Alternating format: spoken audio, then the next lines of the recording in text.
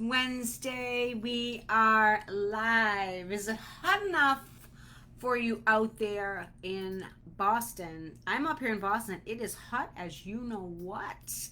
It is hot as you know what up here. It is 100 degrees up here. That's like absolutely crazy.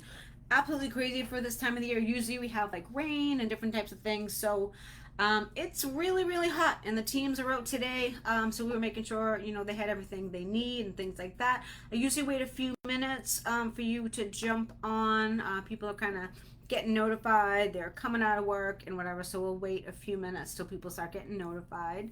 I see two people there. If you're jumping on, say hi. Let me know you're on. Let me know who you are. Well, obviously your name will tell me who you are, but let me know where you're from if you're tuning in for the first time. Or if this is a replay. A lot of people watch this on replay, which is totally fine. I see 3 people.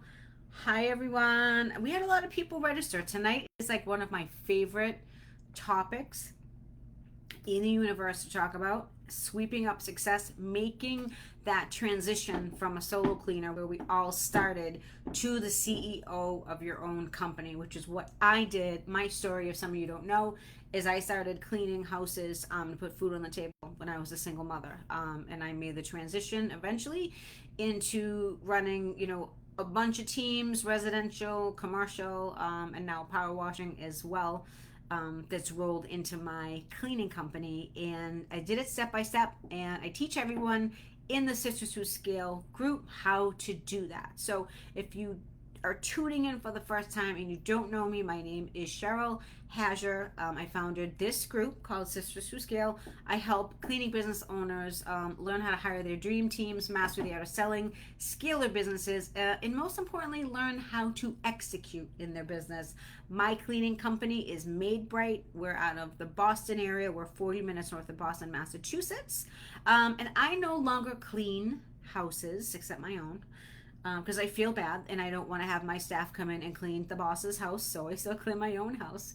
But I haven't cleaned my clients' houses for years, for about 4 years now. I run the business. I took it from zero because I started with nothing. I started with a mop and a bucket when my son was little, and I've grown it over 700,000 and above. It's continuing to grow.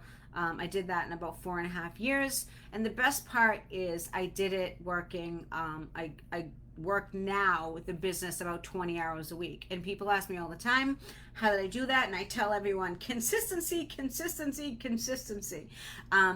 Actionable steps, leverage systems, focused execution. And that's probably the most important phrase that you'll hear me say tonight: focused execution. We just opened our second location. We're branching out to 10 more neighborhoods that we service now.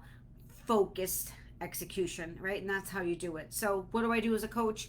I teach you to do the same things that I do, that I did, how I made the transition, depending on, where you're at and where your goals are. I find everyone has different goals. Some people just want to scale to $250,000. Some people want to scale to $1 million. It all depends on you. The beauty of this is you're the boss, you're the entrepreneur, and you can decide how you want to scale it, because each income level has a different set of things you need to learn how to acquire. Business skills are different at $120,000 a year, at $250,000 a year, at $500,000, at $1 million and above. They're all different, okay? And I teach you how to do just that. So let me check in and see who was on. Hi, Tina. How are you? Hey, lady. Hi, Ashley. I think I'm going to meet you on the cruise. For those of you that don't know, I will be speaking at the American House Cleaners Association Bahama Cruise coming up. Actually, not coming up. It's in January. I'm going to be speaking alongside of some other coaches, so I'm pretty excited about that. Hi, Zoe. Hi, Dacia. Dacia, you're new. Where are you from? Dacia? Did I say it correctly? Let us know where you're from. I know Zoe's from California. Victoria is in my neighborhood. Yes. Tina, it's over 100 degrees in Massachusetts. We got a heat wave. I'm sure, Victoria, you got that heat wave too down in Worcester. So tonight's training is probably one that most of us started. Most of it, like 95% of us started as solo cleaners. Like I said, I know I did. But cleaning houses yourself is way different than running a cleaning business with employees, right? You're just responsible for cleaning the houses, making the clients happy. You put all the money in your pocket. When you decide to scale, you have to acquire so many different business skills that are way different than just picking up the mop and bucket, going in your client's house and clean. And that's what I teach. So you need to develop a different skill set, right, to be able to handle all these things that you're going to have to be responsible for, and that you're going to have to be responsible for, and you're going to have to handle everything, right? Things like hiring. That's a whole class in itself. That's a whole 6 months in itself. Creating a schedule every week. Your HR, making sure you're in compliance. Every state is different. Your payroll, training your teams, your quality control, making sure your clients are happy, writing hiring ads, and many more things. So cleaning houses by yourself is easy, right? That is like the easiest thing in the world. The only problem is that it's not scalable, and you're physically using your body. So after a while, it may not happen the first few years, the first 5 years, 10 years, but as you get older, it's gonna ruin your body. It's gonna ruin your shoulders, your wrists, your elbows, your knees, everything else. So my story is, I had started as a solo cleaner, then I had teams, but I was always the fall guy. So when anyone would call out, I would go back in. You know how that is, right? And one day I couldn't get out of bed. I've had sort of like a bad back. It's like a genetic thing all my life. And my husband had to carry me to the chiropractor, and I couldn't get out of bed, and I couldn't clean, and that was the end of it. I had to make a decision. I had to say, I am no longer willing to go in the field. I eventually got better. It took a couple weeks. I was able to walk again and everything. But I was forced to make that transition. I had no choice, okay? So let's talk about the differences here. I'm just going to check in and see if more people are here. Hi, Katrina. Katrina's from Canada. Katrina is one of my clients. She's doing amazing. She went from $19,000 a month to $30,000 a month in 6 months. We're having a little bit of a rocky time with employees, but we're going to fix that. But she's kicking ass, and I want everyone to say congratulations, because she did that on her own. So she's a badass. She's a badass mama up in Canada. I don't even know how to say your name from South Africa. If I say it, I'm going to butcher it. Can I call you Kay? I'm just going to call you Kay because I don't want to butcher it. But welcome from South Africa. So cool. Very so cool. Dacia from New York. New York, you're close to me. You're 4 hours away from me. Hi, Janet. Hi, Kelly. Congratulations. Oh, yeah, on that thing? Yes. Thank you. But what's even more exciting is that I'm actually holding my first retreat up here. I'm doing a beach retreat in person, a 3-day event in September. Katrina, you're a badass. No one can take that away from you. Sorry for swearing, but you're a badass. No one can take that away from you. And don't quit. Don't quit on me, because you have what it takes. Everyone on this call has what it takes. You just have to be willing to get better at the things that you may not be so good at, right? Not all of us are born with, not all of us are great at everything. We're not born with these skills. These skills are acquired. And that's what I teach. Hi, Amanda, another badass from Illinois. Another badass, this one here, mover and a shaker over here. She's been working with me on her organic Facebook strategy, and she's absolutely killing it so much that she's tripled her income. Hi, Hella from Washington, another badass out there. My Norwegian friend from Washington State, out on the West Coast. I love you all. You're all amazing. So anyways, let's go back to the differences between switching I'm like all over the place because I had too much coffee. I feel it in myself.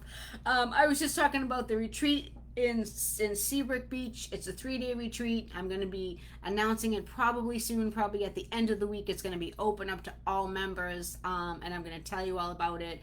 And you get to spend 3 days with me on a lot of different things that I don't train on in my courses and in the free stuff. So more on that later. But know that that's coming. The first annual Sisters Who Scale Rise Retreat is happening September 12th through the 15th. Okay, As a solo cleaner, which pretty much all of us started as a solo cleaner, you focus on completing your tasks efficiently, effectively, and you get good at it because you're practicing it, right? You develop a rapport with clients. They get used to seeing you at their houses. Amanda Burge knows all about this. They get used to seeing her in the houses all the time. So does Victoria, right? So do a lot of you. The clients get used to you. And this is a good thing and a bad thing at the same time, because when you start hiring, there are many things that can happen. So some of you might have heard the client says, oh, they don't clean as good as you, right? Or I want you there. And a lot of times they've just gotten used to you, they trust you, and then having someone else in their house is something that is different, and a lot of people don't like change. So it may not necessarily be the actual cleaning, it's just the fact that it's not you. It used to happen to me all the time. So what I would do is I would take the person I hired, the first person I hired, my first real employee was a girl by the name of Donna, and I would take her along with me, and I would let them start to develop a relationship with the client. Let the client get used to seeing them in their house, right? I would encourage conversation between them. And I would explain to the client the workload is getting tougher to handle. There's more clients. I'm no longer able to do it myself. I call them a helper. I don't call them an employee just yet because I'm new. Call them a helper. And you don't really want to say employee because they could get scared. Say, I've hired a helper. But you should explain why you're bringing them in. So the biggest mistake that people make is they don't practice effective communication. And that's why now none of my clients expect, I go to all the estimates, but they don't even ask me if I clean. They know I have a staff. So the expectation is different. They're just used to you coming in and cleaning. So that's why, you have to change that a little bit. So you have to explain why you're bringing someone in. You always want to communicate this to the client, and most times they're going to understand. And if they're females, which usually they are, they're going to support you because you're a woman, you're owning a business, you're growing your company. Women love to support other women. So most of the time it's going to be okay. Where you're going to have resistance is your elderly people. Your elderly people are going to be afraid. So that is why you need to nurture them, bring them in with you a bunch of times, and then eventually one day you're going to send Donna, and Donna's going to go clean the house by herself or clean with someone else, right? But the training of this person is going to be crucial, because if they don't clean as good as you, which they probably won't, right? They want to clean almost as good as you, because you're never going to be able to start stepping out of the field if you don't learn how to hire people and train people so you can step out. So developing a training manual now is one of the things you need to do. I help people do that, create the training manual, create the process. I have a whole process. I have a solo routine, routine of 2, routine of 3. I teach that all to you because you want to attack a house the same way every single time. And so many cleaning companies don't. And that's where there's complete chaos. So I teach you how to do that if you're in my Drop Them Off program, which I'm currently running open registration for. So what's the number one thing you need to do? And the hardest thing in this whole equation, the hardest thing is building resilience. It's the toughest thing. Building resilience is the ability to keep going despite setbacks. All right, that is the most important line in this whole training. If you remember everything, remember building resilience is the ability to keep going despite setbacks. I say don't give up. Don't give up. Why is this so important? Because every business in the world has setbacks. Things aren't going to work out. New hires aren't going to work out. They're going to quit. They're going to walk out on you, right? You're going to be left standing there like, what the hell just happened? People quit for all different reasons. A lot of times they quit for personal reasons. They quit for personal reasons. They quit because they don't like you. Yep. You just have to face the facts that not everyone's going to like you. So as a boss, you want to learn how to be as likable as possible, even if you're faking it some days, which some days you're going to fake it because it's not all sunshine and roses every single day, right? People quit for all different reasons. Sometimes they don't like their coworkers. Sometimes you could have a team trainer that is harsh and they don't like it. Maybe they're younger. Maybe they're a little bit of they don't have the work ethic that some of us have, right? The biggest mistake I see is owners push their people too hard. And you have to realize that they're not going to work as hard as you because it's not their business. So you got to peel it back, right? I see it all the time. I see it all the time. They're not going to go clean 5 houses a day. They're not going to do it. So personal reasons, some figure out they don't like the work. They don't like to clean. They don't like you. You might be too hard on them. Employees are never going to have that same passion, like I say. So, we think that they're going to be all ecstatic to clean 5 houses a day, 5 days a week, and you find that they don't have the same motivation as you. That's super common. Employees are motivated by other things. And that's one of the things we learn when we start to hire people. So building resilience to things that are actually not going your way or the way you planned is difficult in the beginning. I'm not going to tell you it's easy. It's not. It's difficult in the beginning only because you're not used to it, right? Your skin hasn't thickened up enough. So these experiences, good or bad, start to build your adaptability. You need to be adaptable to change. How you respond and react to the stimulus that's coming to you every day. Because stimulus comes to you every day as a boss, right? So how you problem solve, how you come up with solutions, now is what's going to start to develop. You see, you get tougher as you grow this business. Things are going to happen in your business that are going to make you do a double take and be like, what the heck just happened? But here's a line. Your employees are a labor of love. No pun intended, right? Employees are a labor of love. Sometimes they're a pain in the butt. Sometimes they are. I'm not going to lie to you. But you need them. You need them to scale. We all need employees to make the world go around. If they were all bosses, there'd be no employees, right? You need them. To scale, you need employees. This is non-negotiable. You can't go out and clean 50 houses a week or whatever you do. You can't do that, okay? And the reason why business owners get frustrated with employees is because they haven't built the skills yet that are necessary to scale. You haven't built the skills yet that are necessary to run teams. That doesn't happen overnight. That takes time. It takes patience. It takes what? Focused execution to get them to work for you. You need to align them with your mission, with your core values, and this is one of the things that I stress when I help people in my programs and private sessions. You need them to align with your mission so they stay with you. The reason why people leave in the cleaning industry is they're not aligned with your mission. You're pushing them too hard. They may not like you, right? You may not have the skills yet. Not saying you can't develop them. You can.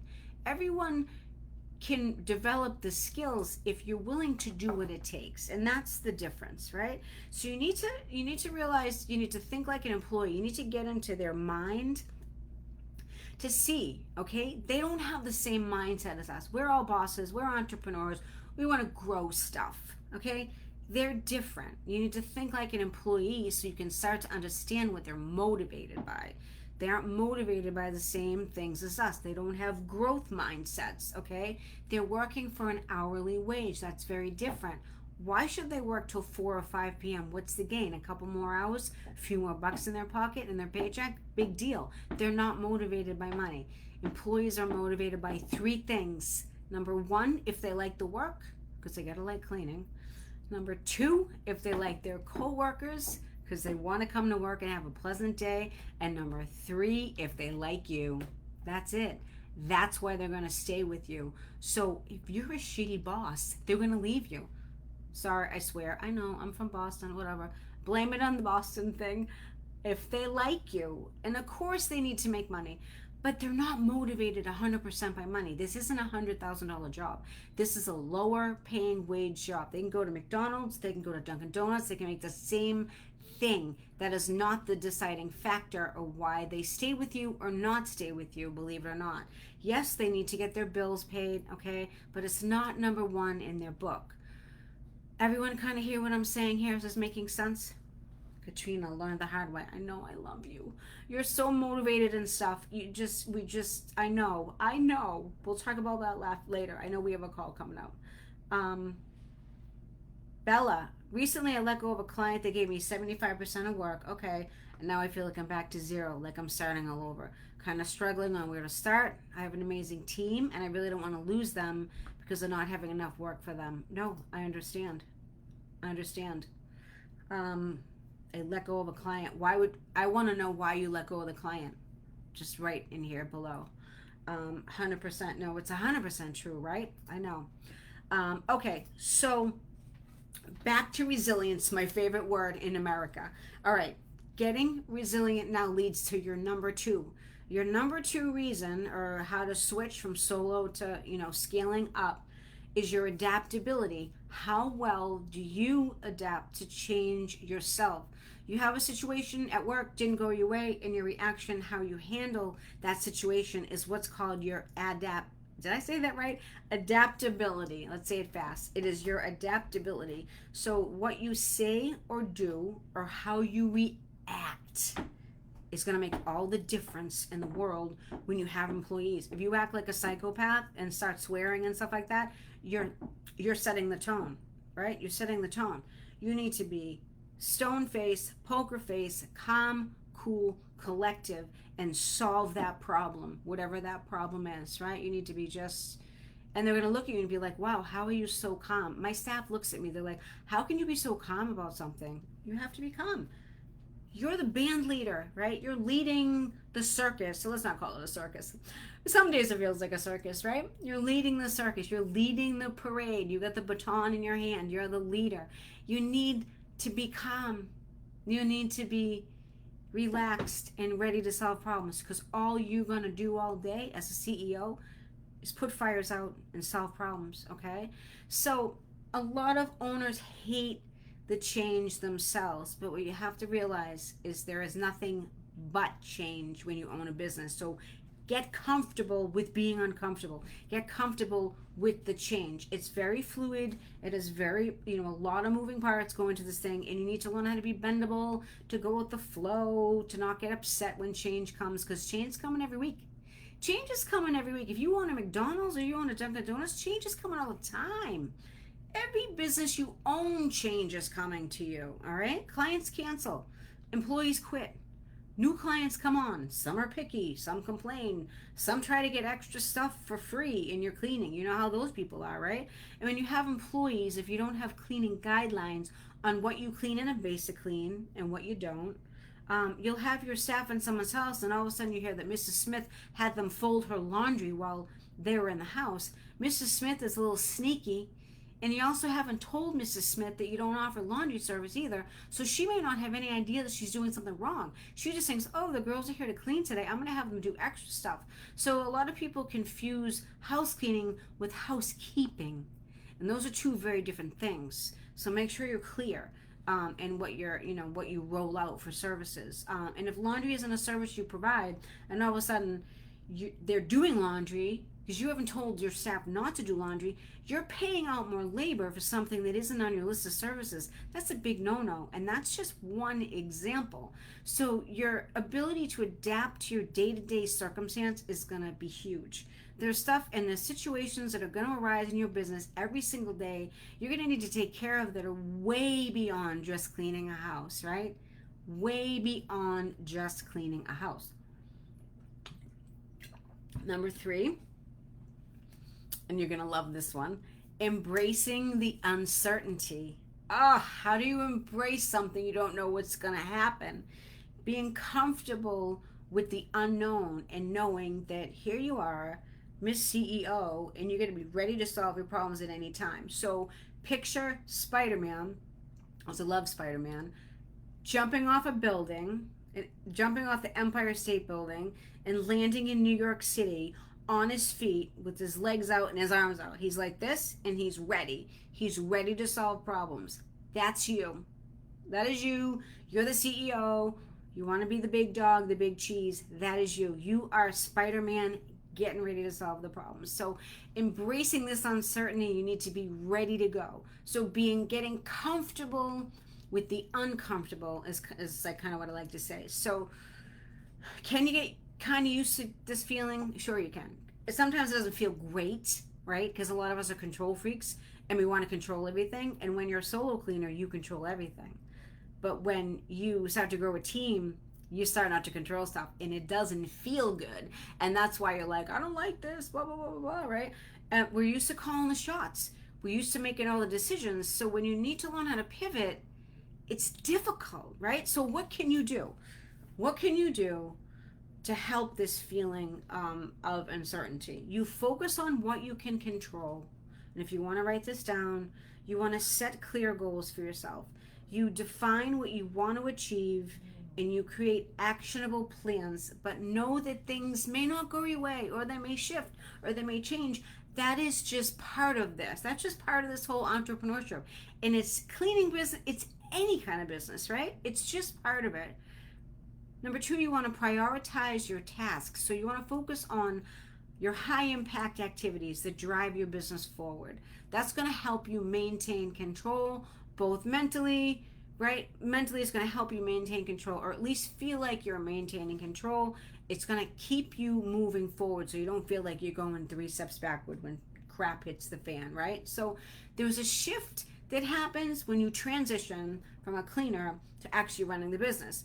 And a cleaning business is a business first, right? So you go from working in the business, which is cleaning the houses, to working on the business. And most times, you're doing both at the same time as you're trying to transition. You don't just wave a magic wand and you're just out of the field. That's it. Bye-bye. See you later. I'm not cleaning anymore. I got all these amazing employees. It happens a little at a time. You go in, out, in, out, in, out, okay? As a solo cleaner, you're immersed in the day-to-day cleaning activities. But when you shift over to that boss mentality and start to become the CEO, the boss, the leader, you're now responsible for so many hats. You need to learn how to delegate. You need to acquire your skills for your business development. How do you market to attract many more clients? Because that's how you're going to expand, right? And the issue is that most solo cleaners don't have the business skills yet. Okay, you don't have it yet. That's where the frustration comes in. Okay, you know how to clean. It's a good chance you have great customer service skills because you have a servant's heart, you're cleaning, you're in people's houses, you're starting relationships, you have people skills. That's all good stuff. You have great knowledge about cleaning products, which products to use on surfaces, which not to. Those are all basic cleaning 101 stuff you need to have, right? Because you need to teach that to other people. But things like that. But for the most part, I'm not saying everyone, for the most part, people start cleaning businesses out of a necessity for money. How many people have started a cleaning business out of necessity for money? I did. My son was little. And I was like, well, I like to clean. How hard can this be? Right? Who said that before? Or it was show of hands if you started out of necessity. You're good at cleaning. You clean your neighbor's house, the friend's house. Then you start to get a little daring, right? And then you get business cards and you start to advertise and gain more clients. But most people didn't go to business school, so you don't have some things, you don't know some things. They didn't take any business courses online to learn about risk tolerance, strategic growth strategies, nothing like this. And that is where the struggle is, especially when you learn these skills. It's hard not to take these things personally, especially when it comes to navigating the employee thing, right? So now you go as a solo cleaner from doing everything yourself to building a team. And there's much more things you need to learn. As a solo cleaner, you're managing all these tasks yourself, and independently from cleaning your clients' houses now to scheduling them. But it's easy to schedule when you're only scheduling yourself. Now you're scheduling for a team. So when you take on employees, they have days off, they call in sick, they have car trouble. These things are all things you cannot control. So you struggle with this, right? You cannot control it. It's frustrating, it pisses you off, but it's part of managing people. So when you take on staff, you need to learn how to manage people. This is the single most hardest skill to learn as a business owner. You will lose people because you screw up. You're going to screw up, you're going to say the wrong thing to someone, you're going to piss someone off, and they're going to quit, right? This happened to me. It's happened to me. I've seen it happen. It's going to happen to you if it already hasn't happened. And so if you can learn how to acquire these business skills of managing people It's going to be one of the most rewarding things you will ever do, right? Empowering people is awesome. It's the best thing that I've experienced in my whole entire life. Helping people, empowering people to do better for themselves is one of the biggest things. One of the biggest things that I feel it's just been the best feeling in the world to be able to provide paychecks and help people and help them grow their management skills. Like, it's really pretty freaking cool, and I get to do it every day, right? But it took me a long time to figure out how to do it, but I was willing to do it. What's that phrase again? Focused execution, ladies. Focused execution. It's a great feeling that you get to do that as a boss, right? You can foster a collaborative environment, that they're all aligned with your mission. You get to match make teams. That's going to make for a happy work environment, for people. Some people like working with other people better than others. It's just the way it is. This always happens, and it's your job when you hire to have personality match for your hiring. I don't hire anyone that I don't think is going to fit in with my team. I've had people with me for a long time, 5 years, 4 years, a bunch for 4 years, a bunch for 3 years, right? They've been with me a long time. This isn't by accident. This isn't by accident. This is a labor of love. I worked at keeping my people together. I'm getting messages now. We do a big beach bash in the middle of July. We're having it in the middle of July. We do it at the beach house we rent for the summer, which is also where the retreat is in September. So we rent a beach house for the whole summer. We have the big party there. They invite their significant others, kids, cookout. We have a made bread cornhole tournament. Everyone gets this really cool wrestling weight belt and stuff. You know what I mean? It's awesome. That you have to work at, right? That doesn't happen just because you think it's going to happen, right? You're going to work at the company culture. That's why people stay, because they like where they work. Okay. Number 5, looking at how you make immediate income to focus on long-term financial planning. So as a solo cleaner, you're making immediate income. Okay, I'm making $1,500 a week. Pretty good money, right? Pretty good money until your back breaks and you can't do it anymore. You have to shift your focus from this way of thinking. That's a poverty mentality. That's a scarcity mindset, to focus on long-term financial planning. That's a growth scaling mindset. Two very different things, okay? As a solo cleaner, you're concerned with making immediate cash, immediate earnings, paying your expenses down, not having any bills, whatever. Things are easier. You rely solely on you to bring the income, to buy things like equipment or your CRM, like your Jobber or your ZenMaid. You do not have a growth mindset at this point. It hasn't been built yet. I'm not saying it can't be. It hasn't been built yet. You don't have a growth mindset yet. You don't have any lines of credit, most probably because they scare the crap out of you, right? And you aren't thinking of future potential growth. You have a scarcity mindset, okay?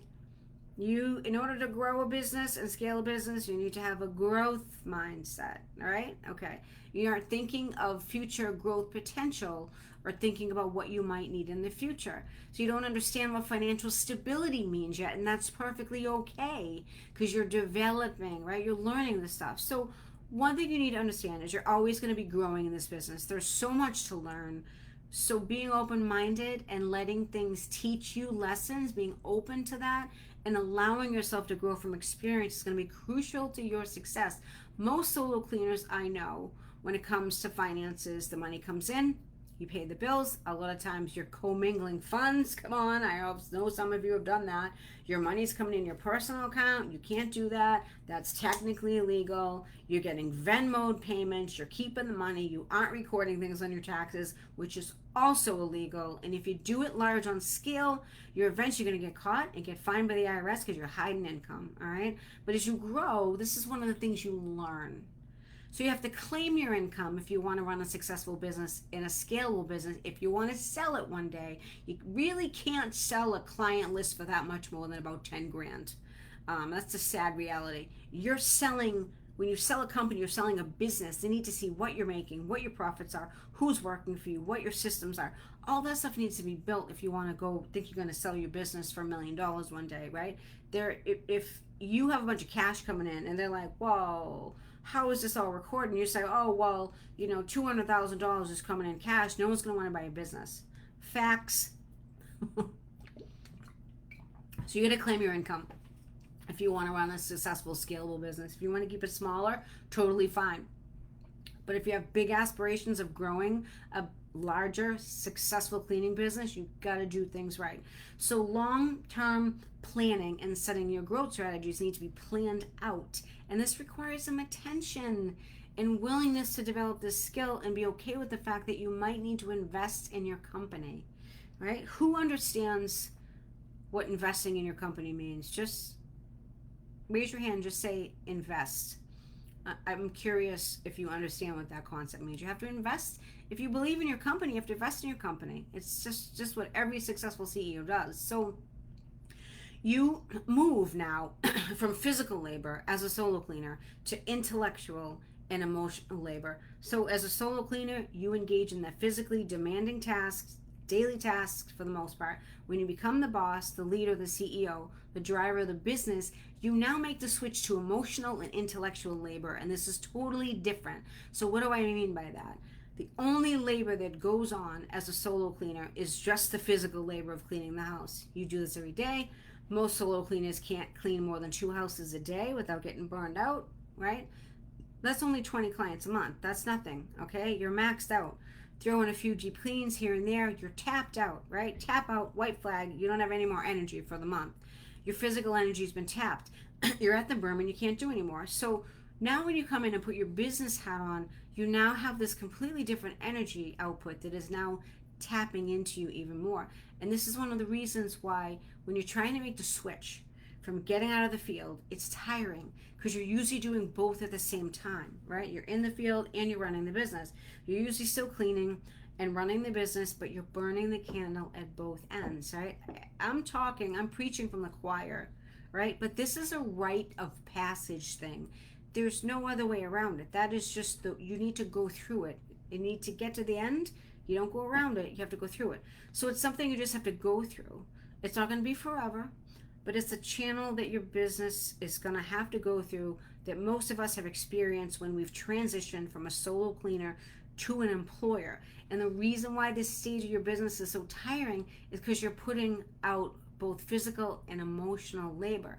So the quicker you develop your business skills on how to hire, attract the right staff in your business by learning how to correct your hiring end, making them better, making them attract the right people, the easier your life is going to be. Because if you're trying to sustain cleaning and running a business for a long period of time, it's going to kill you and you're going to want to quit because you can't do both for a long period of time. So this transition needs to happen as fast as it can for you. Is this making sense? So is this making sense? Let me just check in with everyone and see where everyone's at. See, every single end is exhausting but exhilarating. Yeah, a ton of percent. Hi Fergus, how are you? Invest. Okay, Kay gets it. Coaching was the best investment for me. Oh, Kelly's in the coaching program. Totally, 100%. All of you that are working with me, you guys get it because you understand that I'm teaching you the business skills that you need to grow the business, right? My husband wasn't able to work anymore, so I took on what I know best, which is cleaning, right? 100%. Of course, right? Of course. Wasn't making enough on my nail bar and decided to start the cleaning business. Interesting. Amanda, me. Zoe Lynn, me. Yep. Tell me what you mean by that, because I forget what I said in the beginning. Yep, totally true. Fergus, joining from North Ireland. Hello. Predominant model was residential cleaning, and here using self-employed cleaners who represent your company. Yep. Okay. Will training and mentoring you provide also fit within this business model? Yep. 200 residential clients to be profitable. Yep. We're going to make sure they're profitable. Yep. I've worked with people that have this model. It's just the 1099 quarterly. I'd love to talk more, Fergus. I think you're 5 hours ahead of me. I'm Eastern Standard Time. So if it's 8 in the morning, it's 1 p.m. where you are. Cool. Is this all making sense to everyone? Is this all making sense? Yeah, it's a big transition you have to make. So the quicker you develop these skills, the easier it's going to be for you. I work really hard with a lot of my clients. A lot of my clients are on this call tonight, and we talk about employees. And your employees are the ones that are going to give you that time freedom we all talk about. We're all in this business for the time freedom, right? We're not in the business to work to the bone and have, $1 million, or maybe we are. But the time freedom is actually more important than the money. Wouldn't you all agree? I think it is.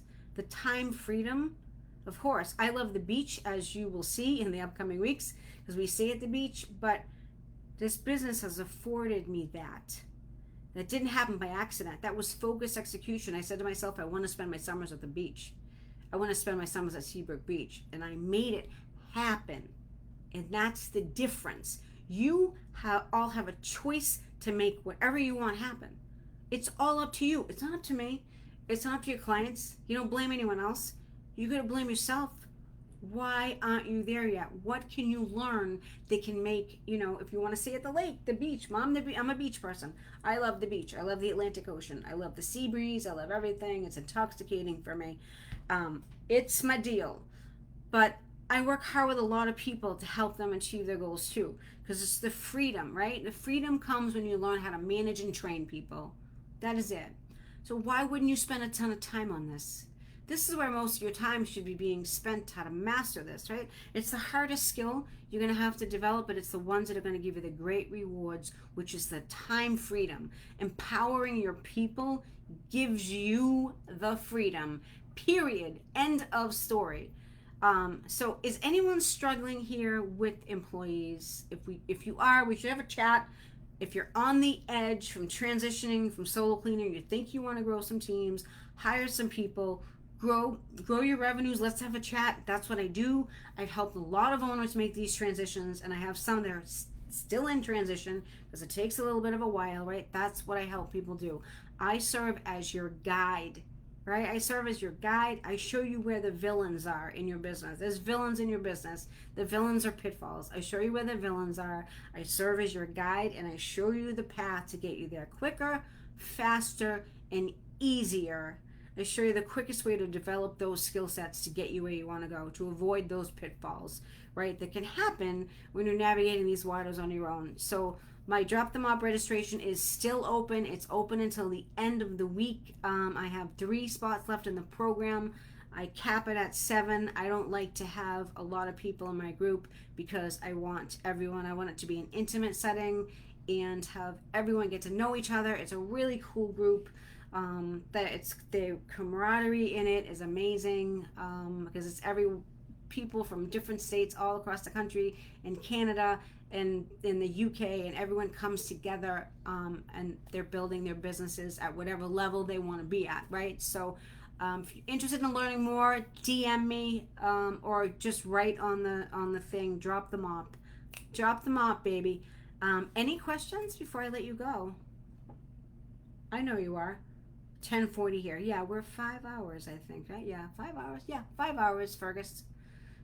Bella, perfect sense. That is also why I let go of that client. He did not see the vision I had.